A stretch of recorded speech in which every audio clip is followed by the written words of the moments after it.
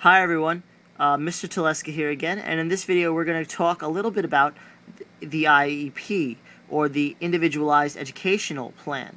The first thing I think we should dismiss is the negative stereotypes that go along with students having IEPs. An IEP is really nothing more than a document that has been put together by teachers, educators, social workers, psychologists, and the parents as well, since they recognize that a student was struggling, and the goal is just to help that student meet his or her needs.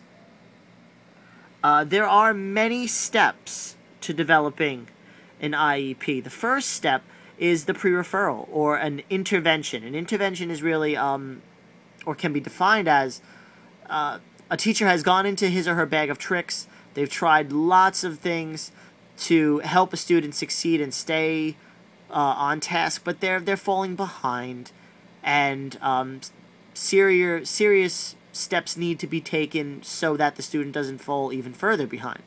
Then a referral is made, an official referral is made, and at this point, a variety of assessments will be done to examine lots of information and to gather lots of information about the student itself. So there'll be interviews conducted between family members, and the teacher will weigh in his or her 2 cents on the student. IQ tests. It's a multifaceted, it's a large document that really gives us as educators a well-rounded picture of the student. After that, an IEP team will meet to discuss whether or not the student is eligible, if they meet one of those 13 characteristics or criticisms for having or being eligible for an IEP.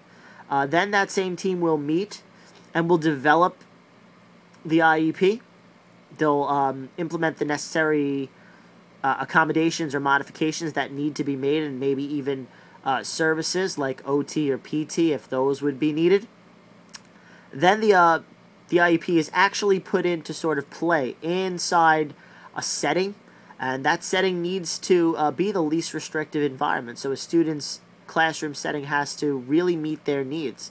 The goal is to keep them with their peers as much as possible, but if that can't be done, then other steps can be made, or other classrooms can sort of be put together for that student. And last but not least, this isn't set in stone, so it's a document that can change even though it's legal and binding. It can be evaluated and reviewed and changed. The parents have to give informed consent all the way throughout this process, and they're a valuable member of the actual team itself.